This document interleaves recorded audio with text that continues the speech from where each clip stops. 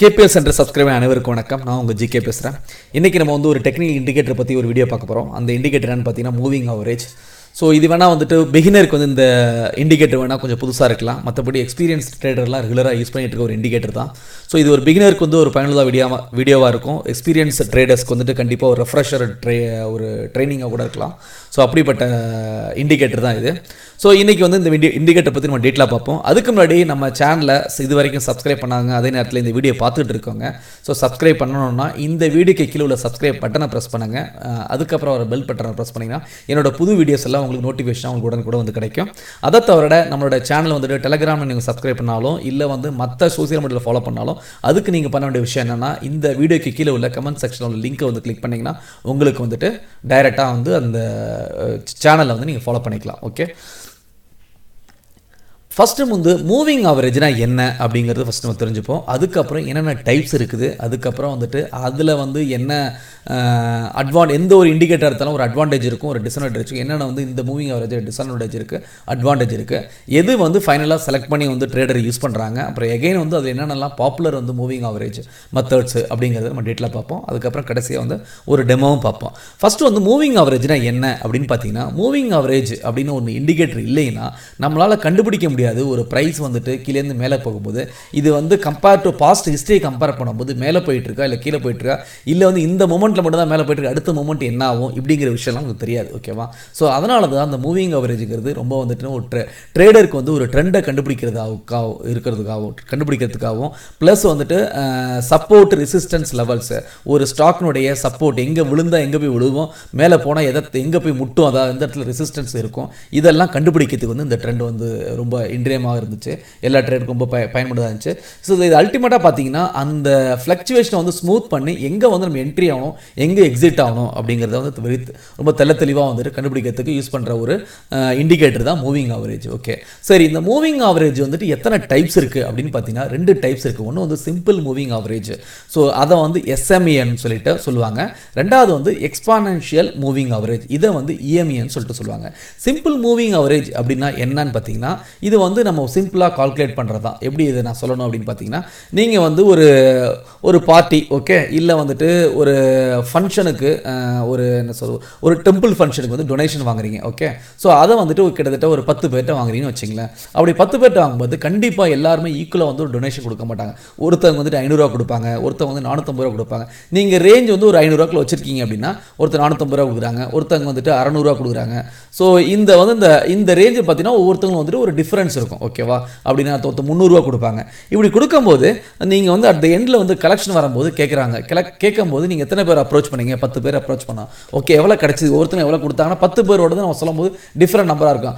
ஆவரேஜாக ஒரு 450 கிடச்சி ஒருத்தட்ட அப்படின்னு பார்க்கும்போது, ஸோ 10 பேர் அப்படிங்கும்போது கிட்டத்தட்ட 4500 வந்திருக்கும் அப்படிங்கிறது நம்ம கால்குலேட் பண்ணுவோம். இதுதான் நார்மலாக ஆவரேஜ் எப்படி கண்டுபிடிக்குது. ஸோ இந்த மாதிரி நம்ம ஸ்கூலில் நம்ம படித்தது இந்த ஆவரேஜ் அப்படிங்கும்போது நம்ம மார்க் கூட நம்ம ஸ்கூலில் ஸ்கோர் எப்படின்னு கேட்டால் ஆவரேஜ் என்னன்னு கேட்கும்போது என்னது 5 சப்ஜெக்ட்னா 5 சப்ஜெக்ட் எடுத்த மார்க் டிவைடட் பை 5 போடும்போது நம்மளுக்கு ஆவரேஜ் கிடைக்கும். இதுதான் சிம்பிள் மூவிங் அவரேஜ். இது ஒன்றும் பெரிய விஷயம் இல்லை.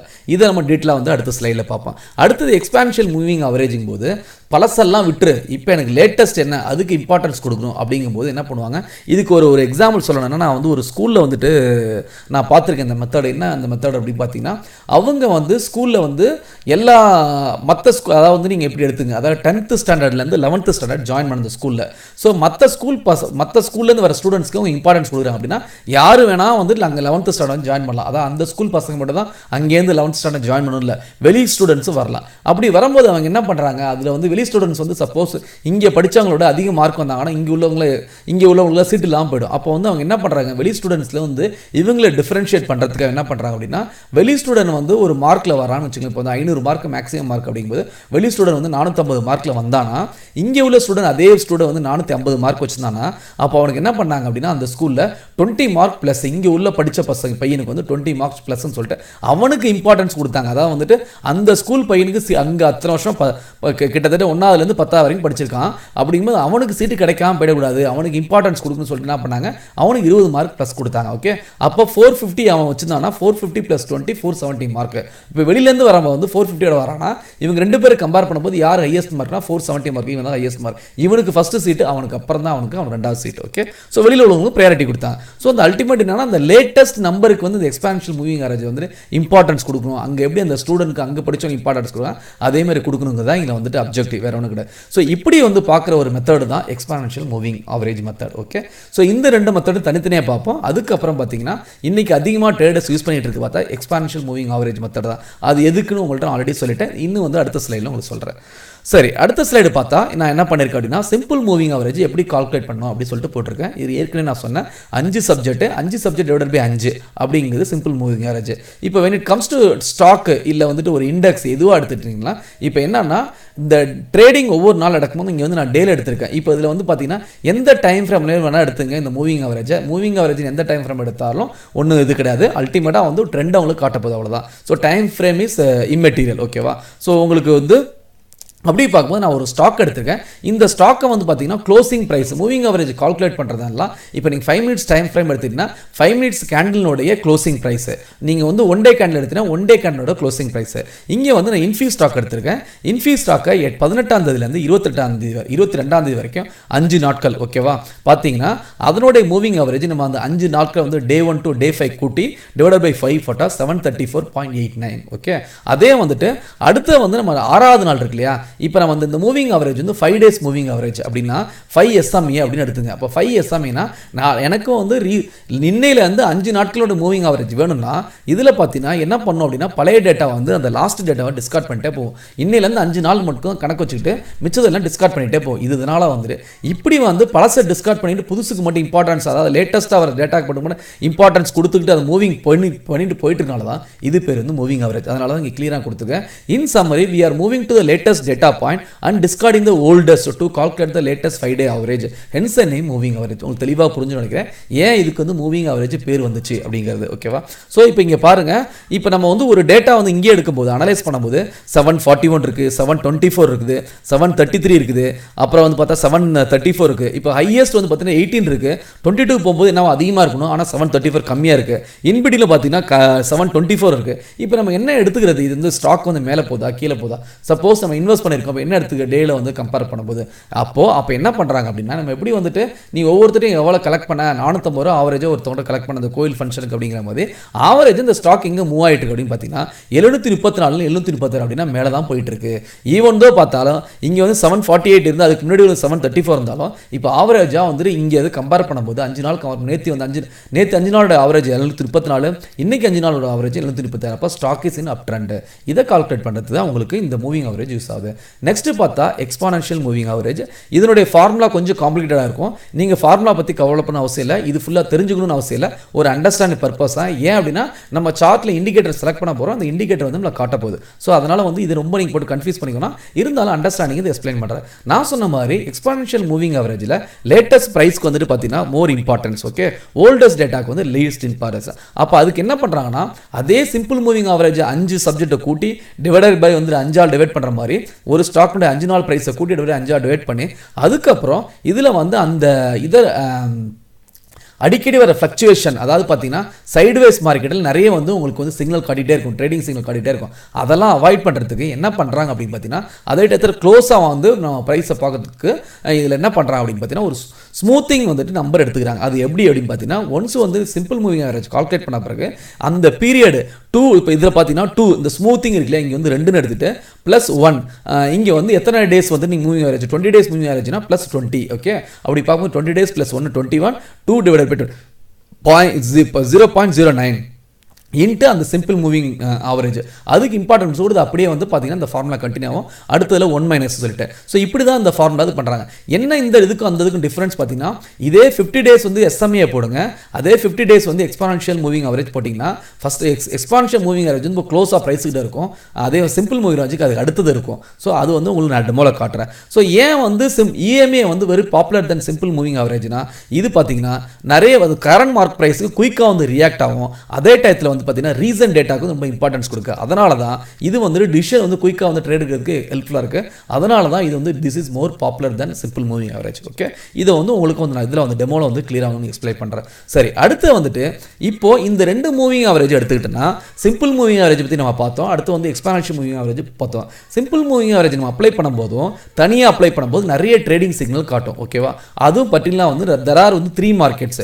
ஒன்று வந்து புல்லிஷ் மார்க்கெட்டு, இன்னொன்று வந்து பெரிஷ் மார்க்கெட்டு, மூணாவது பார்த்தீங்கன்னா சைட்வேஸ் மார்க்கெட்டு. இப்போ புல்லிஷ் மார்க்கெட்டில் உங்களுக்கு ட்ரெண்டு வந்துட்டு மேலே போயிட்டே இருக்கும். அதே மாதிரி இது பார்த்தீங்கன்னா பெரிஷ் மார்க்கெட்டில் ட்ரெண்டு கீழே போயிட்டே இருக்கும். இது ரெண்டுமே ஒன்றும் பிரச்சனை கிடையாது. சைட்வேஸ் மார்க்கெட்டில் பார்த்தீங்கன்னா மார்க்கெட் வந்துட்டு மேலே வந்து ரெசிஸ்டன்ட் போய் டச் பண்ணிட்டு திருப்பி சப்போர்ட்டுக்கு வரும், திருப்பி அடுத்து ரெசிஸ்டன்ட் போய் டச் பண்ணிட்டு சப்போர்ட் வரும். அப்படி வரும்போது இப்போ ஷார்ட் ஃப்ரேமில் வந்துட்டு மேலேயும் கீழே போயிட்டு இருக்கனால இந்த மூவிங் ஆவரேஜ் வந்து நீங்கள் தனியாக யூஸ் பண்ணும்போது உங்களுக்கு வந்து நிறைய ட்ரேடிங் சிக்னல் யூஸ் வரும். அப்போ வந்து நீங்கள் வந்து என்ன சொல்கிறது, உங்களோட மேஜர் ட்ரெண்டில் எடுத்து அதில் சம்பாதிக்கிறோட எல்லாத்துலையும் இறங்கி உங்களோட ப்ரோக்கரேஜில் அதிகமாக காசு போகும். அதுக்கு தான் வந்து இன்னொரு சிஸ்டம் கண்டுபிடிச்சாங்க. அது என்ன அப்படின்னு பார்த்தீங்கன்னா moving average cross over system. அப்படின்னா ரெண்டு வந்து மூவிங் ஆவரேஜ் யூஸ் பண்ணுறது. ஒன்று வந்து ஷார்ட்டர் மூவிங் ஆவரேஜ், இன்னும் வந்து லாங்கர் மூவிங் ஆவரேஜ். இது எதுக்கு இப்படி யூஸ் பண்ணுறாங்கன்னு பார்த்தீங்கன்னா அப்போ வந்து இந்த ட்ரேடை வந்து நல்ல டிசிஷன் எடுக்கலாம், எந்த லாங் ட்ரேடில் நான் இறங்கலாம் அப்படிங்கிறது தெளிவாக தெரியும். So cross over moving average நான் சொன்ன மாதிரி ரெண்டு மூவிங் ஆவரேஜை கம்பைன் பண்ணுறது. ஃபார் எக்ஸாம்பிள் இன்ட்ராடே பண்ணுறவங்க 15 டேஸையும் 30 டேஸையும் எடுத்துக்கிறாங்க. ஓகே, நிறைய பேர் வந்துட்டு யூஸ் பண்ணுற ஆவரேஜ் பார்த்தீங்கன்னா 15 டேஸ். இப்போ அதில் வந்து 15 டேஸ் மூவிங் ஆவரேஜ் எடுத்துட்டிங்கன்னா இந்த ஷார்ட் அண்ட் மூவிங் ஆவரேஜ் வந்துட்டு பார்த்தீங்கன்னா இப்போ க்ளோஸாக இருக்கும். நீங்கள் மூவிங் ஆவரேஜ் பார்ப்பது பாம்பு மாதிரி ரெண்டு லைன் போயிட்டு இருக்கும். இது நிறைய பேர் கன்ஃபியூஸ் ஆகிற ஒரு விஷயம். இந்த விஷயத்துலேருந்து தெளிவாக நான் சொல்கிறேன். எந்த மூவிங் ஆவரேஜ் வந்துட்டு மேலே இருக்குதோ, ஓகே, அதாவது ப்ரைஸுக்கு க்ளோஸாக இருக்குதோ அது வந்து ஷார்ட்டர் மூவிங் ஆவரேஜ். அதாவது மூவிங் ஆவரேஜ் நம்பர் போகிறீங்க இல்லையா, 15, 30, 50, 100, 100, 200 சொல்லிட்டு இதில் எது வந்து லோயஸ்ட் நம்பர் இருக்கு இல்லையா அது வந்து ஃபஸ்ட்டு வந்து இருக்கும். இது நல்லா மைண்டில் வச்சுக்க, அது வந்து ஃபஸ்ட்டில் இருக்கும், ரெண்டாவது வரது தான் வந்தது. ஸோ அடுத்தது என்ன சொல்கிறோம், longer moving average refers to the slower moving average. So ஏன் வந்து அந்த மேலே வந்து ஃபாஸ்டர் மூவிங் ஆவரேஜ், இது ஸ்லோயர் மூவிங் ஆவரேஜ் சொன்னோன்னா ஏற்கனவே சொன்ன மாதிரி அது வந்து டேட்டா வந்து ஷார்ட் டேட்டா 50 டேஸ்க்குள்ள டேட்டா வந்து கால்குலேட் பண்ணி ஃபாஸ்ட்டாக வருது. இது வந்து 100 டேஸ் டேட்டாவை எடுக்கணும், அதனால இது கொஞ்சம் ஸ்லோவாகும். அதனால தான் வந்துட்டு நீங்கள் வந்து சிஸ்டம் என்னுடைய அல்காரிதம் பிரகாரமும் பார்த்தீங்கன்னா இது ரெண்டாவது வச்சுருக்காங்க. இதை உங்களுக்கு டெமோவில் காட்டுறேன். சரி, இப்போ நம்ம என்ன பார்த்தோம், சிம்பிள் மூவிங் ஆவரேஜ் பார்த்தோம், எஸ்எம்ஏ பார்த்தோம், அடுத்தது இஎம்ஏ பார்த்தோம், அதுக்கப்புறம் வந்துட்டு அதாவது moving average cross over system பார்த்தோம். ஏன்னா இது ரெண்டுத்துலையுமே வந்துட்டு பொய்யான சிக்னல், அதாவது அடிக்கடி சிக்னல் வர சான்ஸ் இருக்குது. இதனால் ப்ரோக்கரேஜ் அதிகமாகும், எல்லா ட்ரேடும் இறங்குற மாதிரி இருக்கும். ஒரு நாளைக்கு ஒரு 2 ட்ரேட் எடுக்கனாலும் நீட்டாக வந்து நல்ல ப்ராஃபிட் உள்ள ட்ரேட் எடுக்கணும். அப்படிங்கும்போது ரெண்டுத்தையும் கிராஸ் பண்ணால் ஒரு ஷார்ட்டரையும் ஒரு லாங்கர் மூவிங் ஆவரேஜை கிராஸ் பண்ணால் அது தெளிவாக கிடைக்கும். அதனால வந்து நம்ம வந்து கிராஸ் ஓவர் சிஸ்டத்தை பார்த்தோம். சரி, இப்படி கிராஸ் ஓவர் சிஸ்டத்தை பார்க்கும்போது என்னென்னலாம் பாப்புலர் கிராஸ் ஓவர் சிஸ்டம் இருக்குன்னு பார்த்தீங்கன்னா ஒன்று வந்து 9 vs 21, அதுக்கப்புறம் 25 vs 50. ஸோ இந்த 9 vs 21 எடுத்துட்டிங்கன்னா கொஞ்சம் ட்ரேடிங் சிஸ்டமுக்கு யூஸ் ஆகும். அதுக்கப்புறம் 25 50 எடுத்திங்கன்னா வீக்லி டைம் ஃப்ரேமில் பார்க்கும்போது யூஸ் ஆகும். அதே வந்து மந்தில் பார்க்கணும்னா 50 100 2 எடுத்திங்கன்னா வந்துட்டு லாங் டேர்ம் இன்வெஸ்ட்மெண்ட், அதாவது 5 years 10 years இந்த மாதிரி. ஓகே, ஸோ இதில் என்ன டிஃப்ரென்ஸ், ஏன் இவ்வளோ நம்பர் இருக்குது அப்படின்னா நீங்கள் லாங்கராக டைம் ஃப்ரேம் எடுக்கும்போது இப்போ சப்போஸ் வந்துட்டு நீங்கள் 100 and 200 போய் நீங்கள் வந்து இன்ட்ராடேல போட்டிங்கன்னா அது வந்துட்டு சிக்னலே உங்களுக்கு காட்டாது. ஓகேவா, உங்களுக்கு ஒன்றுமே தெரியாது. அதனால் என்ன சொல்ல வரோம் அப்படின்னா லாங்கர் டைம் ஃப்ரேம் பார்த்தீங்கன்னா லெஸ் நம்பர் ஆஃப் உங்களுக்கு ட்ரேடிங் சிக்னல் இருக்கும். ஓகே, ஸோ இந்த மூவிங் ஆவரேஜுங்கிறது ஓவரால் பார்த்தீங்கன்னா நம்மளுக்கு வந்து இந்த இன்ட்ராடே ட்ரேடர்ஸ்க்கு என்ன சொல்லுவாங்க, ட்ரெண்ட் இஸ் ஃப்ரெண்டு, ட்ரெண்டுக்கு எகென்ஸ்டாக வந்து நீங்கள் ட்ரேட் பண்ணாதீங்கன்னு சொல்லுவாங்க. அப்படிங்கும்போது இந்த மூவிங் ஆவரேஜ் வந்து அந்த ட்ரெண்ட் இஸ் ஃப்ரெண்டுங்கிற மாதிரி இந்த மூவிங் ஆவரேஜ் ஒரு ஃப்ரெண்டாக இருக்குது. ஏன்னா அந்த ட்ரெண்டை காட்டுறது இதுதான். ஓகே, ஸோ அதனால தான் பார்த்தீங்கன்னா இந்த மூவிங் ஆவரேஜ் வந்து ரொம்ப பாப்புலர் ட்ரேடர் மத்தியில். நான் சொன்ன மாதிரி இது எந்த டைம் ஃப்ரேமில் நீங்கள் யூஸ் பண்ணுறீங்க அப்படிங்கிறது மேட்டர் கிடையாது. ஸோ இது வந்துட்டு உங்களுக்கு எப்படி ஒர்க் ஆகுது, நீங்கள் எப்படி பயன்படுத்துங்கிறதா மேட்டர். ஸோ நம்ம வந்து அடுத்து என்ன பண்ணுவோம்னா ஒரு டெமோ பார்ப்போம். இந்த டெமோவில் நான் ஏற்கனவே வந்து இது உங்களுக்கு ஆல்ரெடி காட்டிட்டேன். ஆல்ரெடி டேட்டா வந்து இது தான் எடுத்திருக்கேன். தட் இஸ் வந்துட்டு இன்ஃபோசிஸ் இந்த 5 days வந்து எடுத்தேன் இல்லையா, இந்த லாஸ்ட் வந்து பார்த்தீங்கன்னா க்ளோசிங் ப்ரைஸ் வந்துட்டு லாஸ்ட் இங்கே பாருங்கள் க்ளோசிங் ப்ரைஸ் 755 இருக்குது. இதை வச்சு தான் நம்ம அங்கே போட்டது.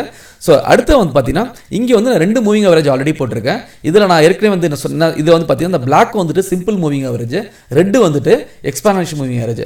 இப்போ இது ரெண்டுக்குள்ள டிஃப்ரென்ஸ் நான் ஏற்கனவே சொன்னால் எக்ஸ்பானன்ஷியல் மூவிங் ஆவரேஜ் வந்து குயிக்கராக வந்து ரியாக்ட் பண்ணும். அப்போ அது ப்ரைஸுக்கு பக்கத்தில் இருக்கும். ஸோ நல்லா புரிஞ்சுங்க, ஏன் வந்து சிம்பிள் மூவிங் ஆவரேஜ் எக்ஸ்பானன்ஷியல் பாப்புலராக குயிக்கராக ரியாக்ட் ஆகும். அதனால வந்து இது ஃபஸ்ட்டில் இருக்குது, இது ரெண்டாவதுல இருக்குது. நீங்கள் அப்ளை பண்ணி பாருங்கள், உங்களுக்கு அது ஃபஸ்ட்டில் வரும். ஓகே, ஸோ அடுத்தது நம்ம இன்னொன்று என்ன பண்ணுவோம் அப்படின்னா நம்ம ஏற்கனவே சொன்ன ஒரு மூவிங் ஆவரேஜ் வந்து ஒரு 15 ஒன்று போடுவோம்.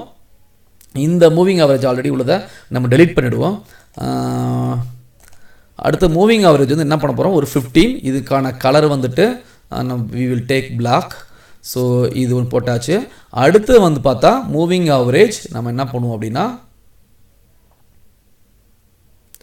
மூவிங் ஆவரேஜ் டன் ஆல்ரெடி ஒரு டன் இருக்குது பொழுது மூவிங் ஆவரேஜ் 15 ஓகே ரெட்டே இருக்கட்டும். ஓகே நெக்ஸ்ட்டு அடுத்து வந்து பார்த்தா moving average 30 moving average next வந்து திஸ் இஸ் 30. ஸோ இது வந்துட்டு என்ன கலர் வந்து நம்ம செலக்ட் பண்ணணும் அப்படின்னா இது வந்து பிளாக்கு.